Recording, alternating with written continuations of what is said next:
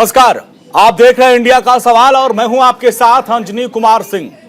UP में विधानसभा चुनाव के 2 चरण के मतदान के बाद सियासी पारा और गर्मा गया है। बीजेपी और समाजवादी पार्टी में खुद को बेहतर बताने की होड़ मची हुई है और इस कड़ी में अब तीसरे रण से पहले आतंकवाद की एंट्री हो गई।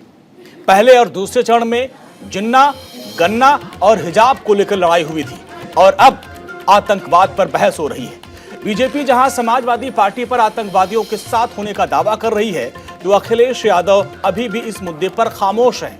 इन सब पर बात करेंगे क्योंकि बड़ा सवाल आज का यह है कि क्या अब आतंकवाद के सहारे ये लड़ाई जीती जाएगी? क्या अब यूपी चुनाव में आतंक की एंट्री होने से समाजवादी पार्टी मुश्किल में घिर गई है? इस पर चर्चा करेंगे। कई खास मेहमान हमारे साथ जुड़ेंगे, लेकिन उसके पहले इस रिपोर्ट को आप देखिए।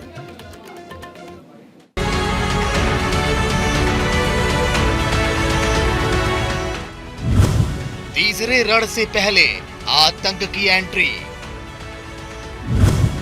सपा का हाथ आतंकियों के साथ। उत्तर प्रदेश विधानसभा चुनाव के तीसरे चरण का मतदान 20 फरवरी को होना है, जहां 16 जिलों की 59 सीटों पर वोटिंग होगी। तीसरे चरण में 627 प्रत्याशी मतदान में हैं, जिनके भाग्य का फैसला 2 करोड़ मतदाता करेंगे। लेकिन इससे पहले नेताओं का एक दूसरे पर आरोप प्रत्यारोप का दौर जारी है। सत्ता बचाने की लड़ाई में जुटी पार्टियां हर दांव पेच आजमाने में लगी हैं।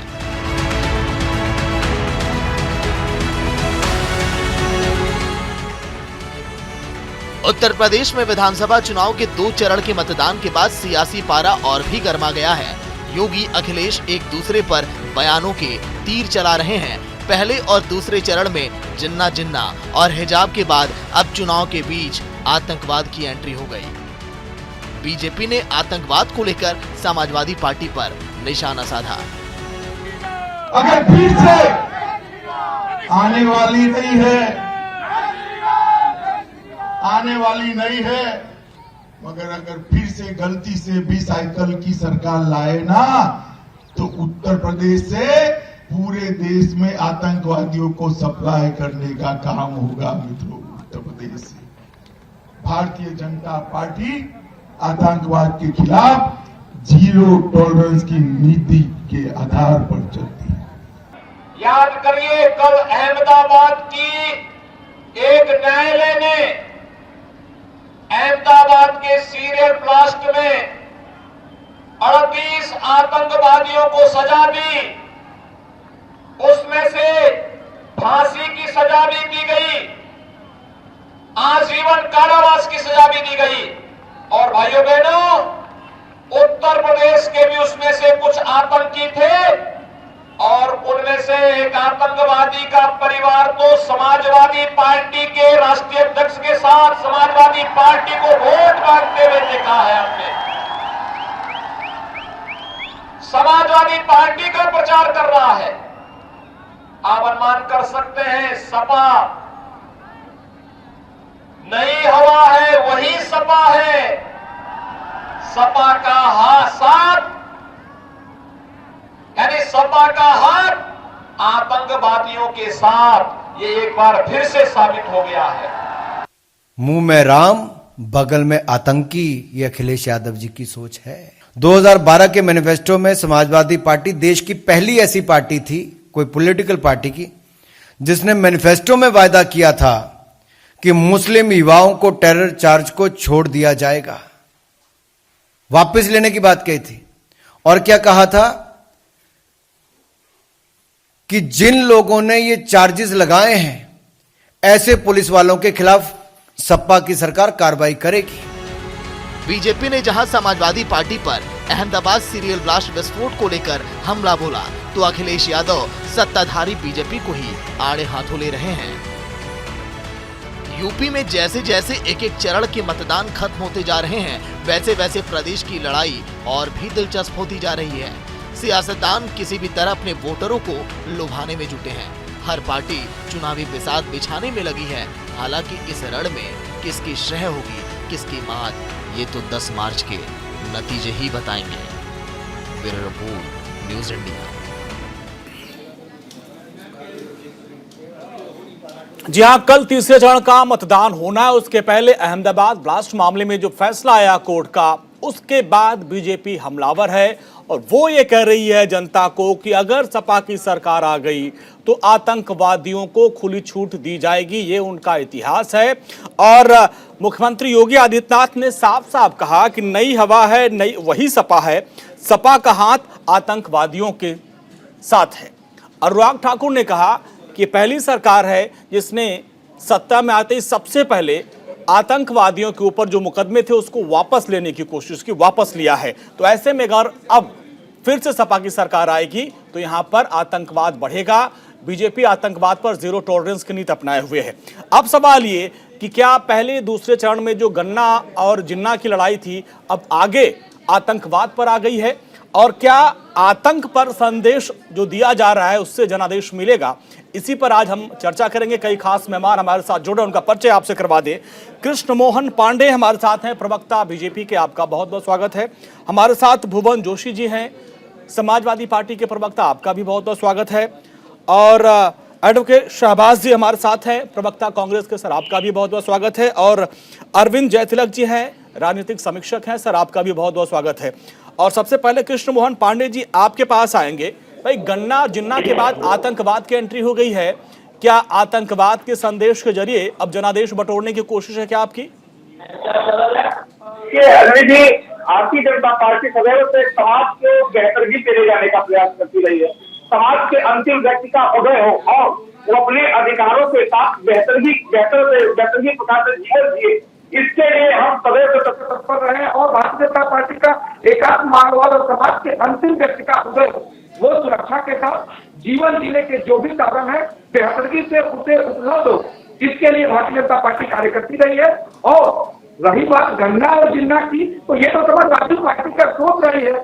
जब गन्ना के लिए सरकार में थे तो किसानों के गन्ना का मूल्य नहीं देते थे, उनके जो भी उनके बेचते थे गन्ना वो उसका मूल्य नहीं देते थे। और जिन्ना का संबंध तो समाजवादी पार्टी से बहुत पुराना आता है। आदरणीय अखिलेश जी ने इसके पूर्व में कहा था कि जिसको देश का क्या करना हो वो जिन्ना को समझे। तो जिन्ना और गन्ना तो यही का बहुत नजदीकी मामला रहा है, क्योंकि उत्तर प्रदेश में गन्ना किसानों को भुगतान न करना, गन्ना के मिलों को बंद कर देना, चीनी उत्पादन कम करना, जिससे किसान परेशान रहे, तो यही के वोट बैंक बने रहे, यही का अपना एक मंसूबा रहा है। रही बात आतंकवादियों की, तो ये कोई बड़ा विषय नहीं है, ये तो सामान्य सा विषय है समाजवादी पार्टी के लिए। क्योंकि जब उत्तर प्रदेश में उनकी सरकार रही है, इस देश में आतंकवादी को छोड़ने का कहीं पे पहला प्रकरण हुआ है तो वो उत्तर प्रदेश में हुआ है। आदरणीय अखिलेश जी जब मुख्यमंत्री थे तो आतंकवादियों के केस को वापस लेने की सबसे पहली व्यवस्था किसने शुरू की थी? तो आदरणीय अखिलेश जी ने की थी। और हाँ, सिर्फ आप आतंकवादियों की बात क्यों करते हैं? उत्तर प्रदेश में सर्वाधिक अपराधियों को राजनीतिक संरक्षण देने का किसी को पहला सौभाग्य प्राप्त हुआ है तो वो आदरणीय मुलायम सिंह जी को है। और सर्वाधिक डाकुओं को राजनीतिक संरक्षण देकर उनको सांसद विधायक बनाने का भी यदि किसी के पास श्रेय जाता है तो आदरणीय अखिलेश जी और समाजवादी पार्टी को जाता है। मुलायम सिंह यादव जी को इसके अगुआ रहे हैं, दसुआ रहा हो, ढेर सारे नाम है जिसकी चर्चा करना चाहते हैं। समीकरण को एक बढ़ावा देना है, मैं उस पर नहीं जाऊंगा, परंतु सर्वाधिक डाकुओं को और अपराधियों को राजनीतिक संरक्षण किसी ने दिया है तो समाजवादी पार्टी यही अच्छा चरित्र और चेहरा है। इसको उत्तर प्रदेश की जनता ने 12 से 17 में देखा है कि कैसे उत्तर प्रदेश में 700 दंगे हुए, कैसे उत्तर प्रदेश में अपराधी बेलगाम से किसी भी व्यवसायी को कभी भी दिखाकर धमकाकर उनसे पैसे छीन लेना, उनकी जमीनों पर कब्जा कर लेना, पार्कों पर कब्जा कर लेना, और यहाँ तक कि एक जाति विशेष और संप्रदाय विशेष का पार्कों पर, थानों पर और जिले के जितने भी सरकारी ऑफिसर थे उस पर कब्जा था। जिस तरह से चाहते थे सरकारी दबाव में अपना कार्य कराते थे और उत्तर प्रदेश की जनता ट्राई कर रही थी। इसका परिणाम ये हुआ कि 17 में इनको उठाकर दे दिया गया और उत्तर प्रदेश एक नई विकास की राह पर चल चुका है। उत्तर प्रदेश में विकास की नई धारा है जो पूरे देश को एक नई अग्रणी सुधार मार्ग हो रहा है। और ठीक है, चलिए सर आपने अपनी बात रखी।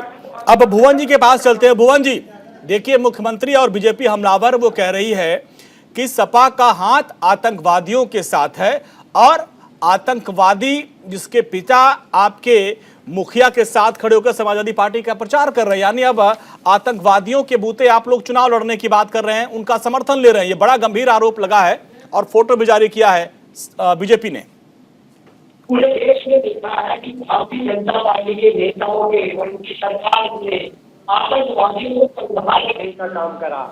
पूरे देश ने देखा है आतंकवादियों का साथ किसके साथ है, पूरा देश जानता है। और कहना चाहता हूं मैं, कोई भी व्यक्ति मुख्यमंत्री के साथ अगर फोटो खिंचा लेता है और उसका बेटा कोई पकड़ा जाता है तो उस पर आक्षेप लगाना केवल सूर्य को दीपक दिखाना है। माननीय अखिलेश यादव जी के विजन के सामने, डेवलपमेंट के सामने भारतीय जनता पार्टी धराशायी हो चुकी है।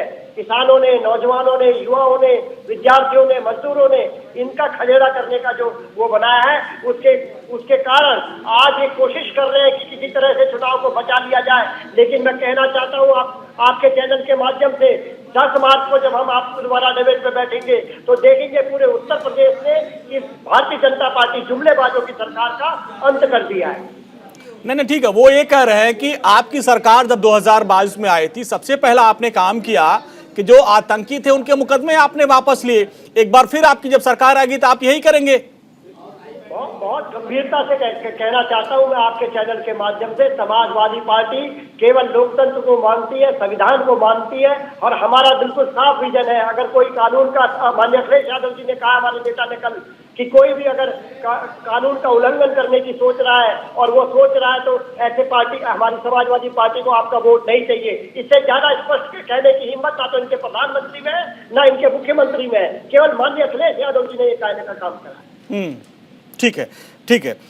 शाहबाज जी, अब देखिए यूपी की जो लड़ाई है बड़ी दिलचस्प होती जा रही है। गन्ना और जिन्ना के बाद अब आतंकवाद की एंट्री हो चुकी है और बीजेपी लगातार ये कह रही है कि समाजवादी पार्टी की सरकार में दंगे होते थे, आतंकवादियों को संरक्षण दिया जाता था। अब अहमदाबाद का जो मामला सामने आया, जो फैसला आया, उसमें यूपी के 5-6 ऐसे आतंकी थे जिनको फांसी की सजा दी गई है और उनमें से एक का संबंध समाजवादी पार्टी से जोड़ा जा रहा है। इसको लेकर अब बीजेपी घेर रही है। तो क्या माना जाए, अब ये लड़ाई आतंकवाद पे आ गई है यूपी की? धन्यवाद अंजनी जी। सबसे पहले तो मैं एक बात साफ तौर पर बता देना चाहता हूं कि बीजेपी मास्टर है वोटर्स को पोलराइजेशन के लिए। हाँ। ये नया कनेक्शन ढूंढने में माहिर हैं। पिछली बार इन्होंने कनेक्शन हिजाब का ढूंढा था कर्नाटका से उठा के, वो उत्तर प्रदेश में नहीं चल पाया किसी कारणवश।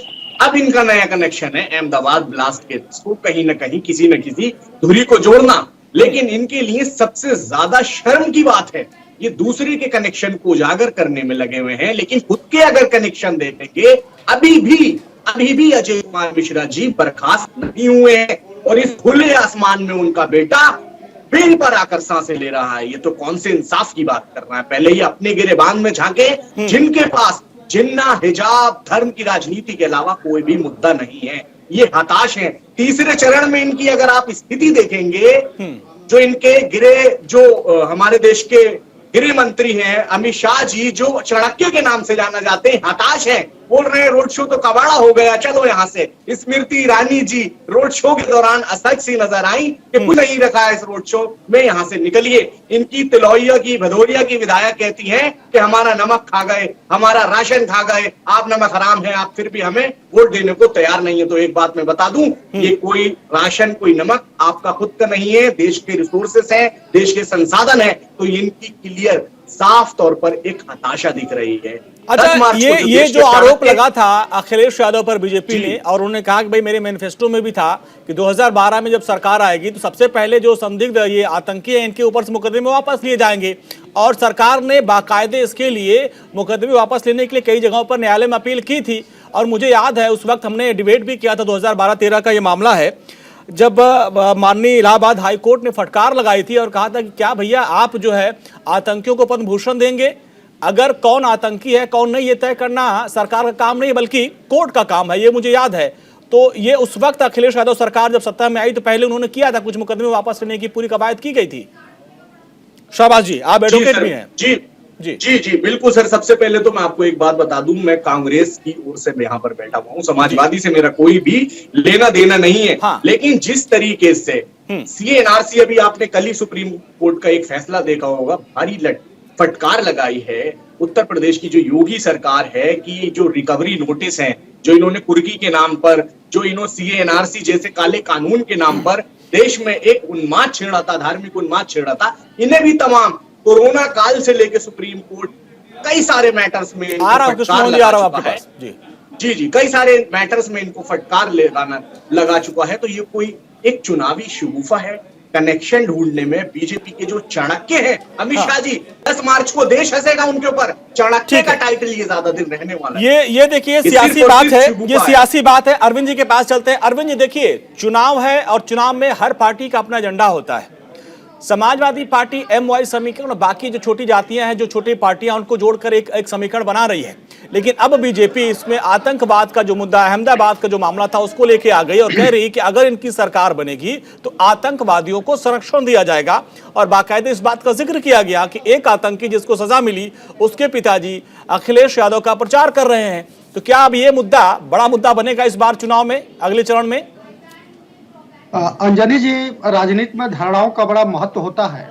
हाँ। और अक्सर देखा जाता है कि धारणाओं के बूते जनमत तैयार होता है और उस जनमत के जरिए जो है राजनीतिक दल सत्ता तक पहुंचते हैं या सत्ता से बेदखल कर दिए जाते हैं। हाँ।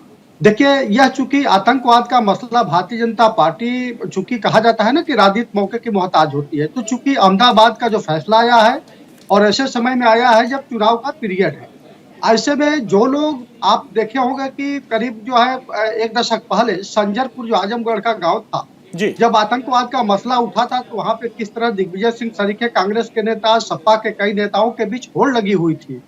तो कहीं ना कहीं जो है सवाल भारतीय जनता पार्टी के जहन में घूमता है कि अगर इस मसले को जो है अगर तीसरे चरण में उठाया जाए तो जनता को प्रभावित कर सकता है। उसके 2-3 कारण भी है।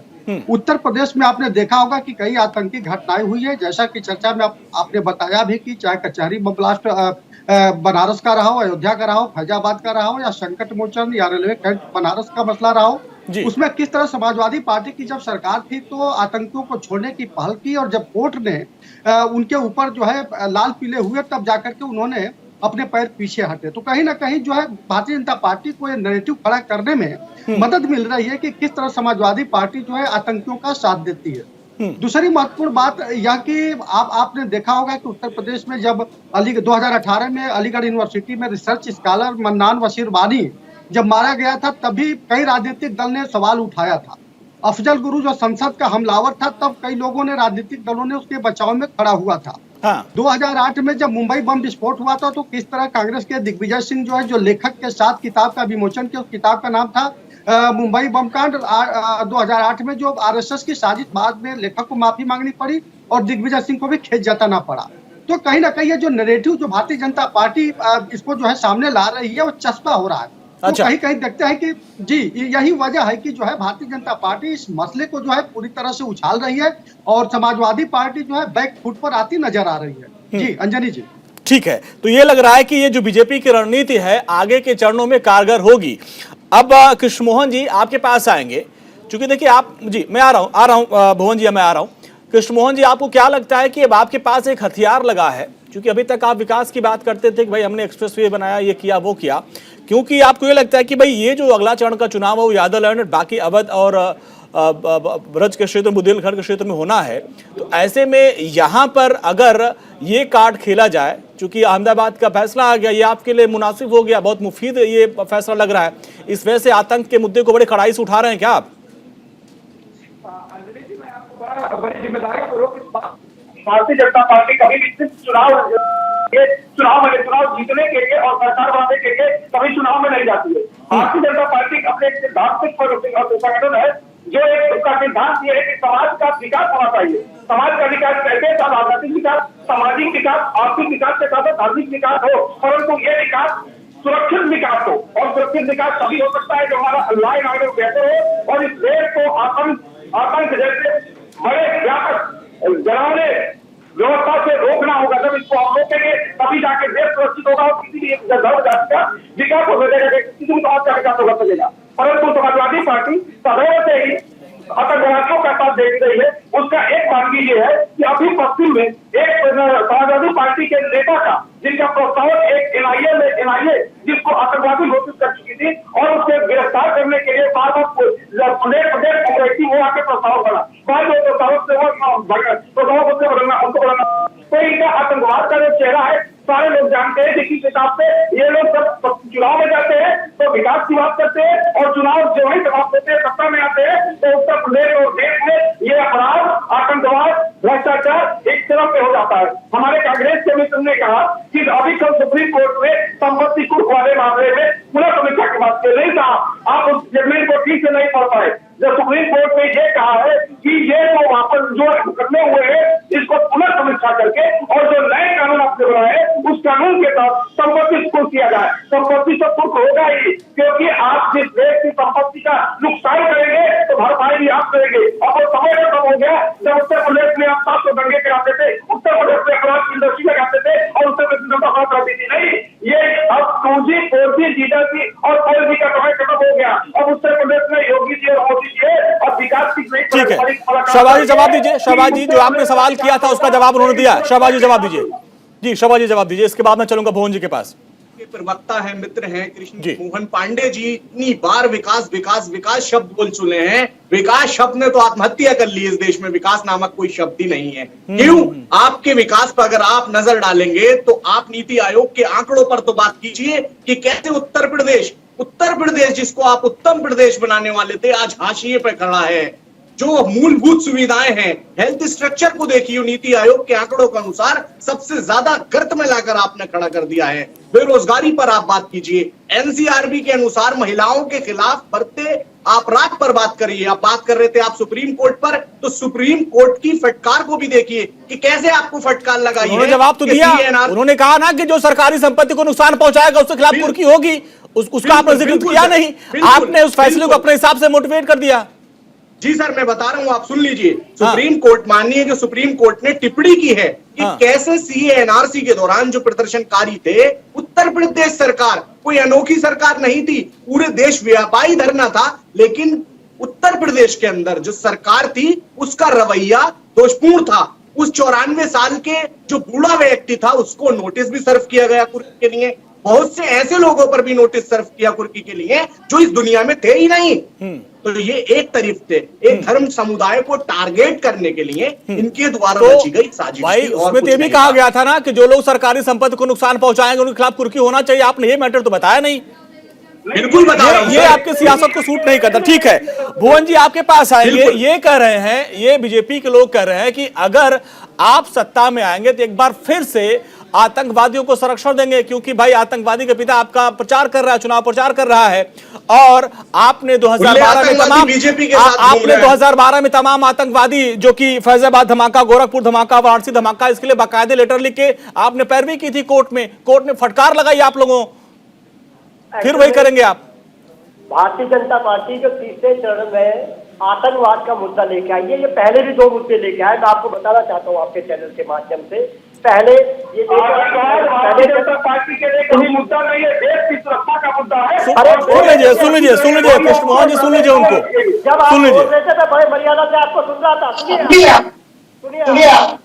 बोलिए भुवन जी, बोलिए। पश्चिम उत्तर प्रदेश में जब ये लोग आए, वहाँ पर जो वोट डालने के लिए आए, तो ये लोग हिंदू मुसलमान करने की कोशिश करी, लेकिन किसानों ने उनसे कहा, भारतीय जनता पार्टी के लोगों ने कहा। अरे भुवन जी, शुरुआत किसने की थी? भुवन जी शुरुआत किसने की थी? शुरुआत सबसे पहले जिन्ना का जिक्र आपके मुखिया ने किया था। सबसे पहले शुरुआत तो आप ही लोग करते हैं ना। अभी पाक साहब बन रहे हो। 2012 में आप लोगों ने आतंकवादियों के मुकदमे वापस लेने की पूरी पैरवी की थी या नहीं? 2012-13 में आपने वापस लेने की मुकदमे की पैरवी की थी या नहीं सरकार ने? उसी में उम्मीद कर लीजिए। तो जब ये पश्चिमी उत्तर प्रदेश में उन्होंने शुरू किया तो उन्होंने कहा कि सांसदों किसानों की साजिश का जवाब दीजिए। उन्होंने कहा कि जो आपके गृह राज्य मंत्री उसका जवाब दीजिए। वो जो किसानों को झुकने मिलने लगे वहां पर उनका जवाब दीजिए। फिर उसके बाद ये आपके हिसाब, और फिर उत्तर प्रदेश की जनता पार्टी ने कहा कि आप हिसाब दीजिए। ये कहते हिसाब फिर तीसरे नंबर पर आने के बाद इनके हैदराबाद के साथी नेता को गोली चलवाई और इनके समर्थक। चलिए देखिए, यही तो राजनीति का तकाजा है सर, यही तो राजनीति का तकाजा है। आप बीजेपी को आरोप लगाइए, बीजेपी आप पे आरोप लगाएगा, क्योंकि उनका अपना एक वोट बैंक, आपका अपना वोट बैंक है। मुझे याद है सबसे पहले जिन्ना का जिक्र अखिलेश यादव ने किया था, और फिर उन्होंने कहा था कि पाकिस्तान हमारा दुश्मन नहीं है। आखिर इनसे आप लोगों को इतना प्यार क्यों है? बीजेपी के पिच पर आप बैटिंग करेंगे तो बोल्ड तो होंगे ही। छोटे से ब्रेक के बाद चर्चा करेंगे कि आखिर तीसरे और अगले चरण पर क्या ये जो आतंकवाद का मुद्दा है, जिसमें बीजेपी ने एक दुखती रग पर हाथ रखा है कि समाजवादी पार्टी में आतंकवादियों के मुकदमे वापस लिए जाते थे, ये कितना बड़ा मुद्दा बनेगा। चर्चा इस बात की हो रही है कि चुनाव से पहले अहमदाबाद ब्लास्ट मामले में जिस तरीके से फैसला आया, उसमें यूपी के 6 आतंकवादियों का नाम था जिनको फांसी की सजा दी गई और एक को उम्र कैद की सजा दी गई। और उसमें से एक जो सैफ हैं, आजमगढ़ के रहने वाले, उनके पिता अखिलेश यादव समाजवादी पार्टी के लिए चुनाव प्रचार कर रहे थे। उसको लेकर बीजेपी हमलावर है और ये कह रही है कि समाजवादी पार्टी का हाथ आतंकवादियों के साथ है। अब अरविंद जयतिलक जी आपके पास आएंगे। इस बार हमने चुनाव में देखा कि हर पार्टी विकास पे बात तो करती है, लेकिन कहीं न कहीं शगुफा छोड़ देती है। सबसे पहले अखिलेश जी ने बोला कि भाई जिन्ना, इसके बाद उन्होंने जब उस पर हंगामा हुआ, फिर इसके बाद एक और शगुफा छोड़ दिया कि पाकिस्तान हमारा दुश्मन नहीं है। अब इस मैटर पर कहीं न कहीं देखिए, अब वो पाक साहब बन भाई, हम पहले शुरुआत उन्होंने की, अब वो कहे भाई हम तो विकास की बात करते हैं। क्या इस बार उनको लग रहा है कि मुस्लिम हमसे छिटक न जाए, इस वजह से पहले रणनीति उन्होंने दाव चल दिया, लेकिन अब बीजेपी के पिच पे उन्होंने दाव तो चला, तो बीजेपी इसमें तो माहिर है घेरने में, अब आतंकवाद का मुद्दा आ गया। जी अंजनी जी, आपने बिल्कुल सही कहा। देखिए, हम आप मानकर चल रहे थे कि तीसरा जो चरण का मतदान हो जिन बेल्ट में हो रहा है, हाँ। वह आलू उत्पादक क्षेत्र है और लगभग 36 जो है विधानसभा जहां आलू उत्पादक किसान बहुत अधिक है। और आप 2017 की बात हो, 12 की बात हो, 2007 की बात हो, सभी राजनीतिक दलों ने कहा था कि इस क्षेत्र में हम चिप्स की फैक्ट्रियां लगाएंगे, अल्कोहल जो है उसके उत्पादन को बढ़ाने के लिए फैक्ट्रियां लगाएंगे, खाद्य प्रसंस्करण के इंफ्रास्ट्रक्चर खड़ा करेंगे। लेकिन बात जो जन सरोकारी मुद्दा था वो कोई भी दल बात नहीं कर रहा है। कहीं ना कहीं जो जाति धर्म के हिसाब से ही आपने देखा कि गन्ना जिन्ना, आपने बिल्कुल सही कहा कि जिन्ना की शुरुआत 31 अक्टूबर को सरदार पटेल के जन्मदिन के दिन जो है अखिलेश यादव जी ने ही शुरू की थी।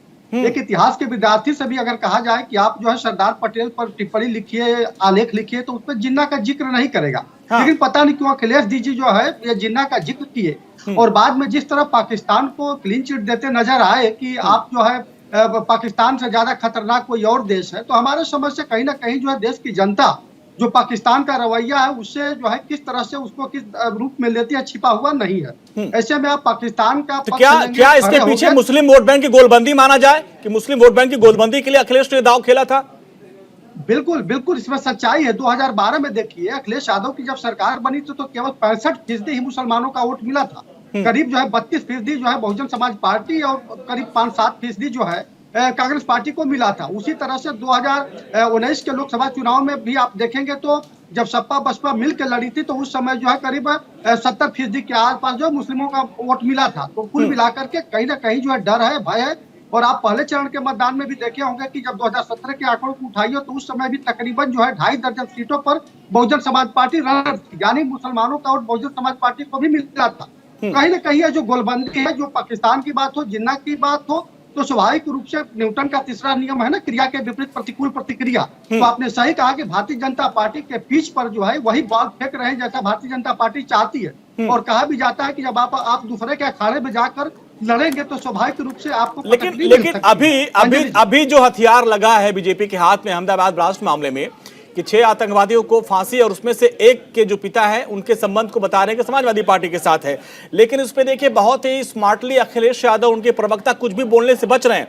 क्या अगर उस पर कुछ रिएक्शन देते हैं तो गेम जो पासा उल्टा पड़ जाएगा क्या? इसलिए अखिलेश यादव से और चाहे भुवन जी सवाल पूछा जा रहा है, वो बचते नजर आ रहे हैं। बिल्कुल आपने सही कहा। देखिए कहा जाता है कि बिल्ली चाहे भूरी हो काली हो चूहा पकड़ना चाहिए। तो ये आतंकवाद का मसला जो है कहीं ना कहीं भारतीय जनता पार्टी को सूट भी करता है। और आपने देखा चाहे 2014-19 का लोकसभा चुनाव हो, और एक महत्वपूर्ण बात यह भी है कि देश की जनता जो है सुरक्षा को ज्यादा तवज्जो देती है।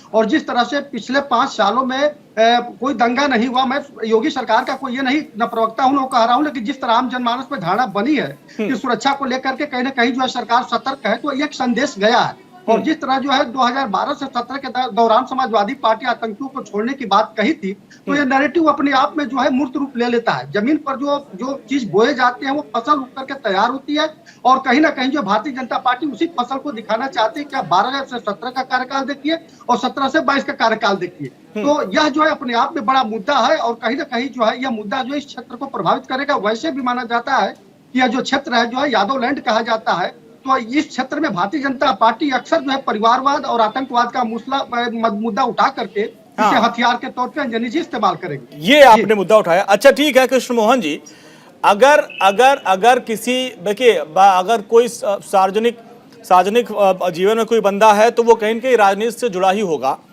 और अगर उसके पिता समाजवादी पार्टी से ताल्लुक रखते हैं, उसके कार्यकर्ता है, माले प्रचार करते भी हैं, तो बेटे की कर्मों की सजा उसके पिता को क्यों दी जाएगी? ये सवाल ये भी है।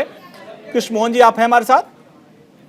कृष्ण मोहन जी, सवाल ये है कि ठीक है, देखिए सार्वजनिक जीवन में सबके किसी न किसी पार्टी से ताल्लुकात होते हैं। अगर किसी के बेटे ने कोई गुनाह किया है, उसके पिता किसी पार्टी से संबंधित है, तो बेटे की गुनाह की सजा उसके पिता को क्यों दी जाएगी? अगर उसके पिता समाजवादी पार्टी के लिए चुनाव प्रचार कर रहे हैं तो इसमें आपको क्या आपत्ति है? बिल्कुल कोई आपत्ति नहीं होनी चाहिए। भारतीय जनता पार्टी को एकदम कोई वो फोटो क्यों दिखा रहे हैं आप लोग? फोटो क्यों जारी कर रहे हैं आप लोग? मैं आपकी बात पे आता हूँ। भारतीय जनता पार्टी लोकतंत्र में विश्वास रखती है और लोकतंत्र में सबको अधिकार दिए है कि किसी भी दल पे कोई सोचे उसकी अपनी बातें रख सकता है। परंतु जब बात आती है एक फोटो की बात नहीं, मैं कह रहा हूँ उत्तर प्रदेश में जितने आतंकवादी पकड़े जाते हैं उसका कनेक्शन समाजवादी पार्टी से क्यों जुड़ता है, तो मैंने उसको पकड़ा समाजवादी पार्टी को क्यों दर्द होता है। और दूसरी बात पे जब हम आते हैं, कुछ देर पहले इन्होंने हमारे कांग्रेस और गृह मंत्री केडी जी की बात कर रहे थे, उनका अपराध उनके बेटे ने किया और उनको घाट की मांग रहे थे केडी की, तो इस तरह का देने का दरकार था। और उत्तर प्रदेश में जितने आतंकवादी पकड़े जाते हैं उनको छुड़ाने का सबसे ज्यादा दर्द किसी को होता है तो समाजवादी पार्टी को होता है। तब ये राष्ट्रीय हो जाता है कि किसी भी आतंकवादी को पकड़ लिए तो समाजवादी पार्टी का कनेक्शन आएगा। और ये वही लोग हैं जो अभी एक संजयपुर की बात आई, उत्तर प्रदेश में और कोई आतंकवादी पकड़ा जाएगा तो कांग्रेस और सपा के लोग जाकर अपनी छाती पीटेंगे, क्योंकि इनको वोट बैंक चाहिए, देश की सुरक्षा नहीं चाहिए, इनको वोट बैंक चाहिए, किसी उत्तर प्रदेश के विकास में कोई मतलब नहीं है, इनको वोट बैंक चाहिए, देश के सुरक्षा, राष्ट्र के सुरक्षा से कोई इनका सरोकार नहीं है, क्योंकि इनको मात्र ठीक है। अब शहबाज भाई आपके पास आएंगे। ये कह रहे हैं कि भाई जहां भी कोई आतंकवादी घटना होती है तो सपा और कांग्रेस वाले पहुंच जाते हैं, बड़े रोते भी हैं और आंखों में आंसू लेके आ जाते हैं। और बाटला हाउस का भी वो जिक्र करते हैं कि सोनिया गांधी बहुत भावुक हो गई थी, रोने लगी थी कि भाई यहाँ पे फंसाया जा रहा है। तो ये जो आंसू हैं उसके पीछे बीजेपी करी, आप लोग जो है मुस्लिम वोट बैंक की गोलबंदी करना चाहते हैं, आप लोग भी तो वही ध्रुवीकरण कर रहे हैं। अंजनी जी, मैं एक बात आपको साफ तौर पर बता देना चाहता हूं, जितना बीजेपी मेरे जो प्रवक्ता मित्र बैठे हुए हैं, जितनी ये जनता को भोला समझ रहे हैं, इतनी जनता भोला होली नहीं रही है। क्यों नहीं रही है? लखीमपुर खीरी में निर्वाचित सदस्य के साथ जो बीजेपी के लोगों ने चीरहरण किया था, जनता उसे नहीं भूली है। दूसरी चीज, जो उन्नाव में इन्होंने एक लंबे समय तक, वो आतंकवादी से कोई कम नहीं था, रेप का आरोपी था, कुलदीप सिंह सेंगर को एक लंबे समय तक संरक्षण दिया था। अब अजय कुमार मिश्रा जी को देख लीजिए, उनके बेटे टेनी को देख लीजिए, किसानों के साथ उन्होंने क्या किया, कारों के नीचे रौंद दिया, लेकिन बीजेपी अभी तक संरक्षण देने का काम कर रही है। और जहां तक आप बात कर रहे हैं आतंकवादी के नाम पर, धर्म के नाम पर, इस बार देश का युवा, प्रदेश का जो बेरोजगार युवा है, सर मेरी आवाज कुछ गूंज सी रही है। नहीं बोलिए। हाँ, उसको मैं दुरुस्त करवाता हूं जी, बोलिए।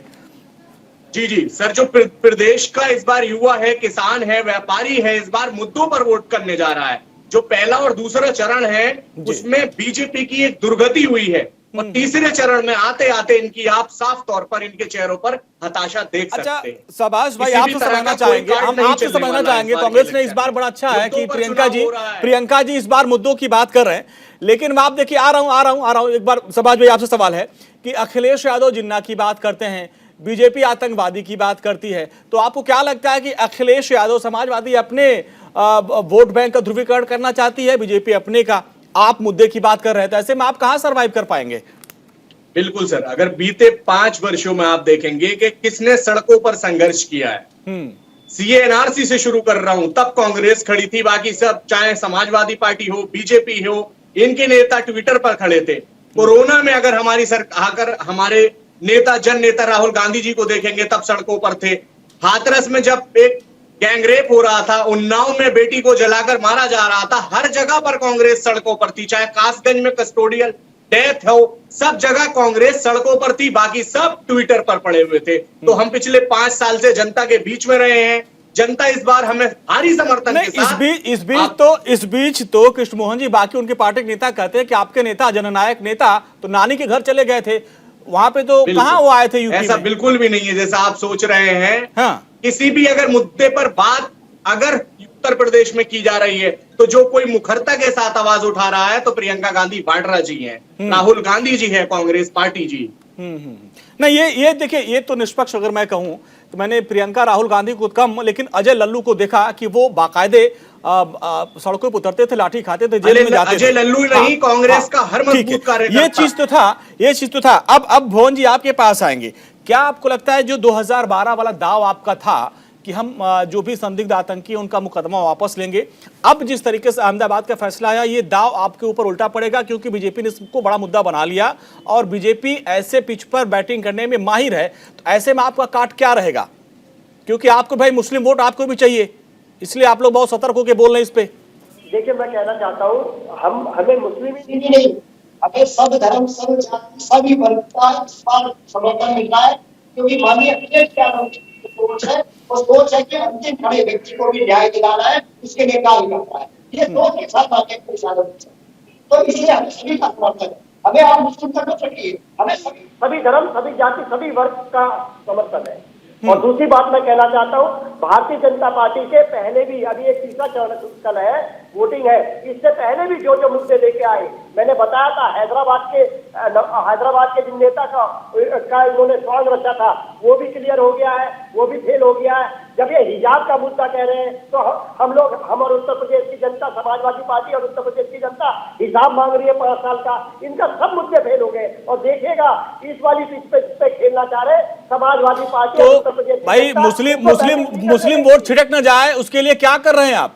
इस बार कुछ मुकदमा वापसी करेंगे? इस बार कैसे उनको पटाएंगे? जिन्ना के नाम पे उनको एकजुट करेंगे, कैसे गोलबंदी करेंगे? बहुत जिम्मेदारी से कहना चाहता हूँ, पश्चिम उत्तर प्रदेश से एक परिवर्तन की लहर चली है, और वो सभी धर्म, सभी जाति, सभी वर्ग के लोग माननीय अखिलेश यादव जी को अपना मुख्यमंत्री देखना चाहते हैं। और जब 10 मार्च को आपके चैनल में बैठूंगा, बड़ी गंभीरता से कह रहा हूँ, क्योंकि हम फील्ड में काम करने वाले लोग हैं, तो हम आप देखेंगे माननीय अखिलेश यादव। तो अब ये जैसे अभी देखिए, एक मदनी साहब हैं, वो कह रहे हैं कि ये जो फैसला आया है, हम इसको हाई कोर्ट में चुनौती देंगे। तो चूंकि आप लोग भी बड़े शुभचिंतक रहे हैं, तो क्या आप लोग भी कुछ चुनौती देंगे इस फैसले को आगे? कैसे मुस्लिमों का वोट कैसे आपको मिलेगा? समाजवादी पार्टी शुभचिंतक है, यहाँ के किसानों की, यहाँ के युवाओं की, यहाँ के बेरोजगारों की, यहाँ की मातृशक्ति की, हम लोग इनके शुभचिंतक है। हमें ये फैसला स्वीकार है आपको सर? अहमदाबाद वाला फैसला स्वीकार है, या इसको भी आगे चुनौती देंगे? बिल्कुल हम कहना चाहते हैं, और माननीय अखिलेश यादव जी के बयान को आप एक बहुत अच्छे सीनियर पत्रकार है। सर एक मिनट नहीं बोले दीजिए सर, एक बार जवाब दे लेने दीजिए, इसके बाद आपके पास आऊंगा। जी बोलिए भुवन जी। सर, आप बहुत सीनियर पत्रकार हैं। आप कल, अगर एक बहुत जिम्मेदार चैनल है आपका, आप ये न्यूज क्यों नहीं लगा रहे कि माननीय अखिलेश यादव जी ने कल कहा है कि कोई भी जो कानून को ना माने उसे समाजवादी पार्टी को वोट ना दे। ये अगर हिम्मत है किसी नेता में, तो माननीय अखिलेश यादव में है। नहीं, बहुत अच्छी बात कही। मतलब अब ये मान लिया जाए कि जो आतंकी फंसे हुए हैं, अब उनके लिए आप पैरवी करने नहीं जा रहे हैं, ये ठीक, बहुत अच्छी बात कही आपने। हम लोग संविधान और लोकतंत्र को मानने वाले लोग हैं, हमें संविधान पे पूरा भरोसा है। नहीं ठीक, अच्छी बात कही सर आपने, क्योंकि मुझे वो बार बार याद आ रहा है जब इलाहाबाद हाईकोर्ट ने कहा था कि क्या भैया आप लोग आतंकवादियों को पद्म भूषण से सम्मानित कर दोगे क्या? भाई कौन आतंकी है कौन नहीं है ये सरकार नहीं, हम तय करेंगे, ये दौर मैंने देखा था, और आज उसी को याद दिला रही है बीजेपी। अब जो है अरविंद जी आपके पास आएंगे, क्या लगता है कि इस बार जिस यादव लैंड की बात आपने कही, 2017 का जो चुनाव था उसमें समाजवादी पार्टी जहां पर सबसे ज्यादा यादव बहुल वोटर्स थे वहां पर भी पिछड़ गई थी, तो क्या लगता है कि इस बार ये जो आतंकवाद का हथियार है, इसी हथियार के बूते जो है अब जो है बीजेपी इस चुनावी वैतरणी को पार कर पाएगी? कितना बड़ा हथियार लगा है बीजेपी के हाथ में ये? अंजनी जी देखिए, इसको 2-3 आयामों में हम लोग को देखना होगा, क्योंकि इसमें जो 59 सीटों में जो 30 सीटें हैं यादव बहुल मानी जाती हैं। हाँ। और 2017 के आंकड़ों पर देखें तो केवल समाजवादी पार्टी 6 सीटों पर जीती थी, और जो है 24 सीटें भारतीय जनता पार्टी जीत गई थी। हाँ। देखिए, उसका मूल कारण यह है कि जब मुलायम सिंह यादव के हाथों में शासन हुआ करता था, तो वो जो पिछड़ी जातियां थी उनके जो है स्वाभाविक तौर पर नैसर्गिक नेता हुआ करते थे। हाँ। उसमें चाहे वो अब यादव हो या गैर यादव जातियां जो है उनके साथ अम्ब्रेला की तरह खड़ी रहती थी। लेकिन आज की तारीख में जो है हर एक जो है पिछड़ी जातियों के जो बड़े तबके हैं, चाहे वो कुर्मी हो, शाक्य कुशवाहा हो, उसके अपने अपने जो है छत्र उभर करके आए हैं, और सभी लोगों को अपनी राजनीतिक भागीदारी चाहिए, हिस्सेदारी चाहिए। हाँ। आपने 2015 के उत्तर प्रदेश लोकसभा आयोग में देखा होगा कि जब रिजल्ट निकला था तो 86 एसडीएम में 56 एसडीएम यादव हुए थे। तो पिछड़ी जातियों के बीच संदेश यह गया कि कहने को ही पिछड़ी सरकार है, जबकि हम लोगों को उतनी हिस्सेदारी नहीं मिल रही है। तो उनके जो युवा जो नौजवान थे, उनके मन में गया कि नहीं, हम लोगों को अगर अपनी राजनीतिक हिस्सेदारी लेनी है तो अपने जो है नेतृत्व को आगे बढ़ाना होगा। नतीजा आपने देखा कि जब 2019 का या 14 का जब लोकसभा चुनाव हुआ तो उसमें जो गैर यादव पिछड़ी जातियां थी वह पूरी तरह से भारतीय जनता पार्टी में शिफ्ट हो गई। उसी तरह के जो गैर जाटो यानी दलितों में भी जो बिरादरियां थी, जैसे कोरी थी, वाल्मीकि थी, धुनिया थी, ये सब जो है भारतीय जनता पार्टी में शिफ्ट हुई। कारण उसका यह था कि आप 2017 के आंकड़ों को उठा के देखिए, 312 में भारतीय जनता पार्टी के 102 पिछड़े जाति के नेता चुन करके आए हैं, जबकि समाजवादी पार्टी के 47 विधायकों में केवल 12 चुन के आए पिछड़ी जाति के नेता। अब 12 में 11 यादव हैं और 1 कुर्मी है, यानी उसमें भी हिस्सेदारी सिर्फ जो है 100% देखा जाए तो यादवों की है, पिछड़ी जातियों की। तो ऐसे में जो इस यादव लैंड में जो है आप देखेंगे कि चाहे शाक्य हो या मौर्य हो, सैनी हो या और जो अति पिछड़ी जातियां हैं, यह कहना बड़ा भी कठिन होगा कि यह जो अखिलेश यादव जी की पार्टी के साथ खड़ी होगी, क्योंकि पुराने आंकड़े कुछ और बता रहे हैं। अंजनी जी, तो ऐसे में ये जो हथियार है आतंकवाद का, ये कितना काम आएगा? बिल्कुल, देखिए सुरक्षा जो है सबके लिए महत्वपूर्ण है। हाँ। और ये मान करके चलिए कि आतंकवाद का मसला जो है किस तरह से भारतीय जनमानस जो है राष्ट्रवाद के साथ जुड़ता है, या किसी से छिपा हुआ नहीं है। जब आप पाकिस्तान और बांग्लादेश के साथ, बांग्लादेश के आजादी के लिए जब पाकिस्तान से युद्ध चल रहा था, उस समय जो है भारतीय नौजवान जो हुए थे पूरी तरह से लाइन में खड़े होते थे भर्ती होने के लिए। तो यह पूरे विश्व को मालूम है कि भारतीय जो जनमानस है वो राष्ट्रवाद के कितना निकट है। और कहा भी जाता है कि चाहे जो कुछ भी हो जाए, राष्ट्रवाद का मसला जो है इस देश के लिए जो है संजीवनी की तरह काम करता है, और भारतीय जनता पार्टी जो है कहीं ना कहीं जो है इसके साथ खड़ी दिखती है। दूसरी महत्वपूर्ण बात आपने देखा होगा, कांग्रेस के समाज भाई बैठे हैं, किस तरह से मणिशंकर अय्यर पाकिस्तान के एक चैनल को जाकर के साक्षात्कार में कहते कि आप लोग मिलकर के आइए, मोदी जी को हटाया जाए। तो ये नैरेटिव जो है देश के जनता में जाता है कि कांग्रेस पार्टी जो है देश के खिलाफ है, राष्ट्र के खिलाफ है। तो कुछ इस तरह की बातें जब आप जनमानस में करेंगे तो जनमानस उसे देखता है और आपके खिलाफ खड़ा हो जाता है। मुलायम सिंह यादव ने एक सामान्य बात कही थी कि लड़कों से गलतियां हो जाती है, लेकिन आज देखिए सुरक्षा, जब महिलाओं की सुरक्षा की बात होती है तो जो विपक्षी दल है यानी समाजवादी पार्टी के खिलाफ किस तरह इसको हथियार बनाते हैं। आतंकवादी वाली जो 2013 की बात आपने बार बार कही कि किस तरह आतंकियों को छोड़ने की पहलू, इस पहल को जो है किस तरह जनता गांठ बांध लेती है। तो मुझे लगता है कि राजनीतिक दलों के जो नियंता है, जो शीर्ष जो है पुरोधा है, उनको अपनी बातों को जुबान से संभाल करके कहनी चाहिए, क्योंकि जो जुबान के घाव होते हैं तलवार के घाव से कहीं ज्यादा गंभीर होते हैं। अंजनी जी, ठीक है। भुवन जी, अभी पहले और दूसरे चरण का जो चुनाव हुआ था उसमें एक बड़ा मुद्दा था किसान, और इस बार आरएलडी के साथ आपका गठबंधन था, और हमारे जो सहयोगी थे जो यूपी का वोट युद्ध चुनाव जो हमारा स्पेशल शो होता है जो करते थे, उसमें जब जमीन पर गए, ग्राउंड जीरो पर गए, तो वहाँ लोगों ने कहा ठीक है भाई, सुरक्षा व्यवस्था एक बड़ा मुद्दा है, उस पर हम संतुष्ट हैं, लेकिन किसान, महंगाई ये बड़ा मुद्दा है। तो जो सुरक्षा का दावा बीजेपी करती है, कम से कम पहले दूसरे चरण के चुनाव में वो लोग कह रहे हैं भाई सुरक्षा व्यवस्था दुरुस्त है, अब कोई धमकी नहीं है, अब कोई अपहरण नहीं है। कम से कम इस मुद्दे को लेकर जो दावा सरकार कर रही थी वो वहाँ की जनता उससे संतुष्ट है। और अब वही ये कह रहे हैं कि अब आपकी सरकार आ जाएगी तो फिर से आतंकवादी और जो माफिया है, तमंचावादी है, वो एक्टिव हो जाएंगे। ये कैसी सुरक्षा की बात करते हैं सर आप?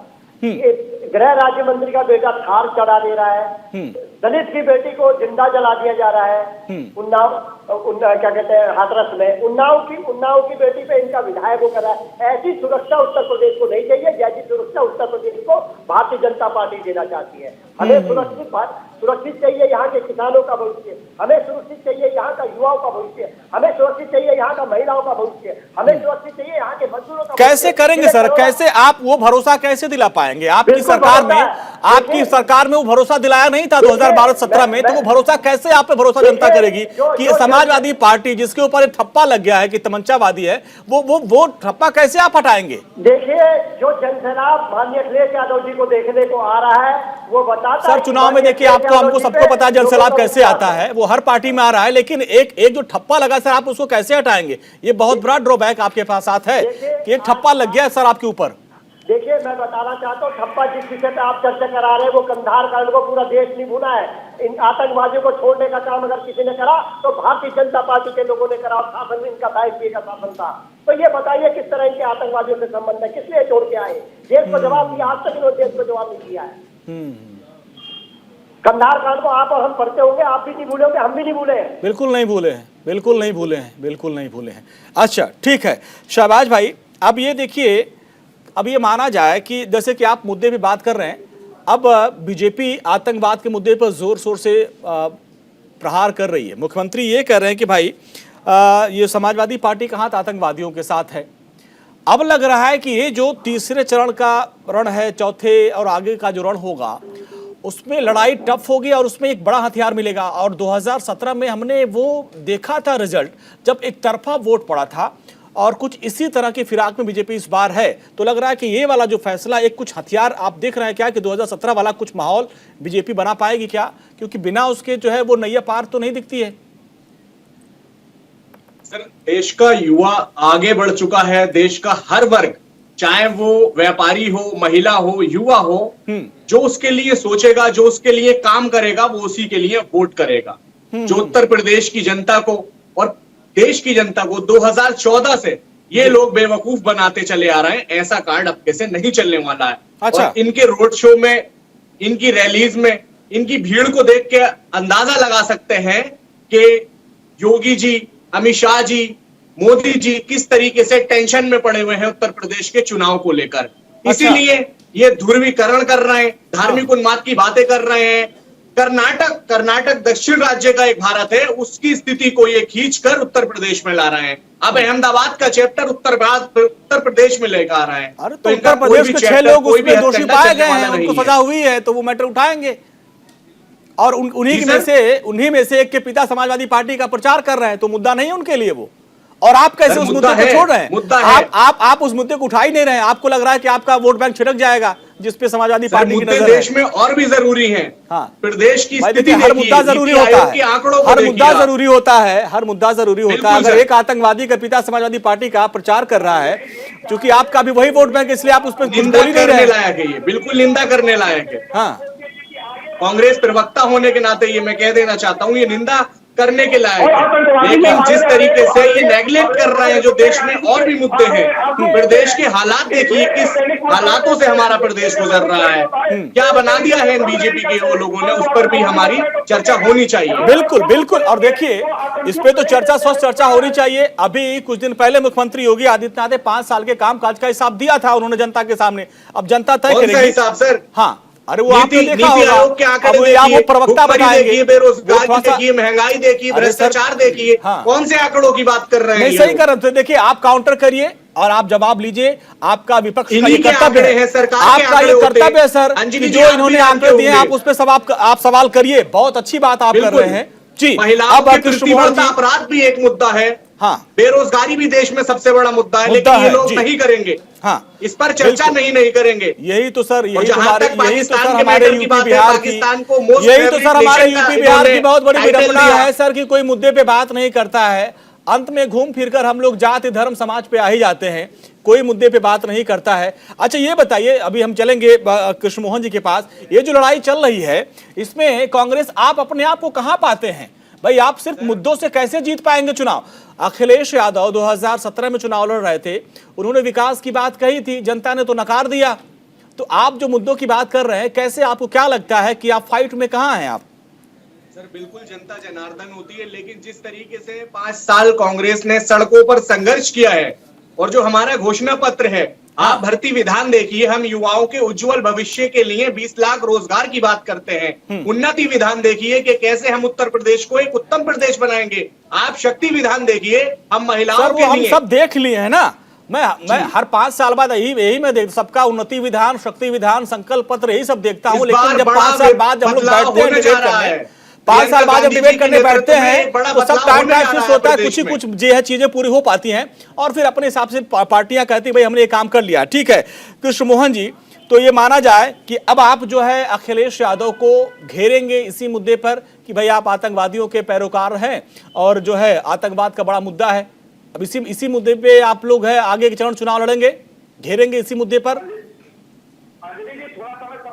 मैं सबसे पहली बात बता दूं, और बड़ी स्पष्टता से और बड़ी गंभीरता से भारतीय जनता पार्टी के पक्ष के तरफ से इस बात को बोल रहा हूं कि भारतीय जनता पार्टी आतंकवाद के से 0 टॉलरेंस की रीत रखती है, और आतंकवाद हमारे लिए सबसे पहला मुद्दा इस देश में हर एक नागरिक को सुरक्षित रखना भारतीय जनता पार्टी की और केंद्र की जिम्मेदारी और स्वस्थ लोकतंत्र की एक परंपरा है।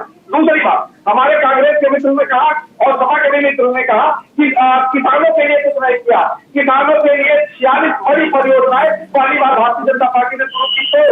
तो उत्तर प्रदेश में सर्वाधिक एमएसपी पे अनाज खरीदने का जो तगमा है भारतीय जनता पार्टी के पास। समाजवादी पार्टी ने 12 से 17 में 2 लाख मीट्रिक टन अनाज खरीदा था और उत्तर प्रदेश में भारतीय जनता पार्टी ने 498 लाख मीट्रिक टन अनाज खरीदा है एमएसपी पे। तो किसानों को 6,000 रुपया सालाना देकर उनके आय में वृद्धि करने का काम किया है। तो 24 घंटा बिजली देकर हमने किसानों के बेहतरी का प्रयास किया है। तो सर, जब आपने इतना काम किया है तो फिर ये लास्ट में धर्म कर्म की बात क्यों आ जाती है? इसी पे लड़ी है ना चुनाव, कांग्रेस भी लड़ रही है इसी पे। विकास के मुद्दे को लेकर चुनाव में आगे बढ़ी थी और अंतिम समय तक विकास ही बात करेंगे। तो ये कहां से आ गए? ये कहां से आ गए कि वही नई सपा है, अब नई हवा है और आतंकवादियों का हाथ समाजवादी पार्टी के साथ? ये बातें फिर क्यों आप लोग कर रहे हैं?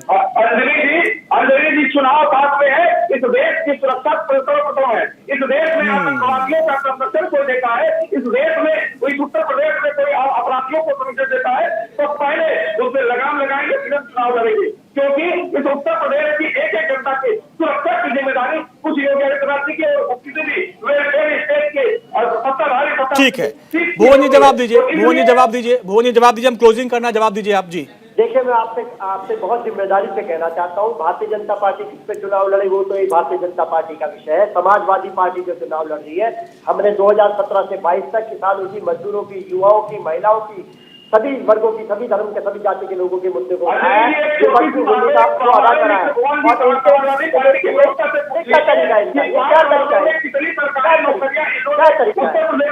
अरे सुन लीजिए उनको सर, देखिए हम आखिरी चरण में आ गए हैं, एक बार सुन लीजिए, इसके बाद हम फाइनल कमेंट अरविंद जी से लेंगे। देखिए, समाजवादी पार्टी ये किस मुद्दे पर लड़ रहा है ये इसका विषय है। समाजवादी पार्टी जिस मुद्दे पर लड़ रही है वो आपको बताना चाहता हूं। 5 वर्षों में आपने 1 लाख। ठीक है, चलिए हमारे पास समय इतना ही है। अरविंद जी अब देखिए, सभी पार्टियां विकास की बात करती हैं। अभी देखिए शहबाज भाई को देखिए, चाहे प्रियंका जी एक से एक भर्ती विधान, ये विधान सब लेके आए हैं। कृष्ण मोहन पांडे जी भी कह रहे हैं भाई हमने एक्सप्रेस वे बनाया, सब कुछ बनाया। भुवन जी भी कह रहे हैं कि हमने विकास काम किया, लेकिन लास्ट में जाति धर्म पे आके चुनाव अटक क्यों जाता है? अंजनी जी, शहबाज भाई ने एक बड़ी अच्छी बात कही कि आतंकवाद का हम निंदा करते हैं, जो फैसला आया उसका स्वागत करता है, लेकिन शायद इनका जो है सूझबूझ जो है इनका शीर्ष नेतृत्व तो नहीं समझता है। 2014 में जब लोकसभा में बुरी तरह पराजय हुआ तो एंटनी समिति की रिपोर्ट आई थी जिसमें कहा गया कि कांग्रेस पार्टी केवल इस लिहाज की मुस्लिम तुष्टीकरण करती है। 2019 में हमने देखा कि राहुल गांधी जी किस तरह मंदिरों में घंटे बजाते नजर आए, माने हिंदू बनने की कोशिश की। दूसरी तरफ अभी ये कह रहे हैं, भुवन जोशी जी कह रहे हैं कि जन सैलाब उमड़ रहा है। तो 2019 के लोकसभा में मुझे लगता है कि समाजवादी पार्टी बसपा चलिए सर, इतना ही समय है इंडिया के सवाल में। आज के लिए बस इतना ही। आप सभी मेहमानों का बहुत बहुत शुक्रिया। कृष्ण मोहन जी आपका, भुवन जी आपका, शहबाज भाई आपका, अरविंद जी आपका बहुत बहुत शुक्रिया इस पूरी बातचीत। देखिए, सबका अपना अपना वोट बैंक है और अपने अपने वोट बैंक के हिसाब से लोग बात करते हैं। विकास की बात करना, किसानों की बात करना अच्छी बात है, लेकिन यूपी बिहार की यही तो एक खासियत है, विडंबना है कि लास्ट में चुनाव जाति धर्म पर ही आ जाता है। और उसी के साथ इंडिया के सवाल में आज के लिए बस इतना ही। नमस्कार।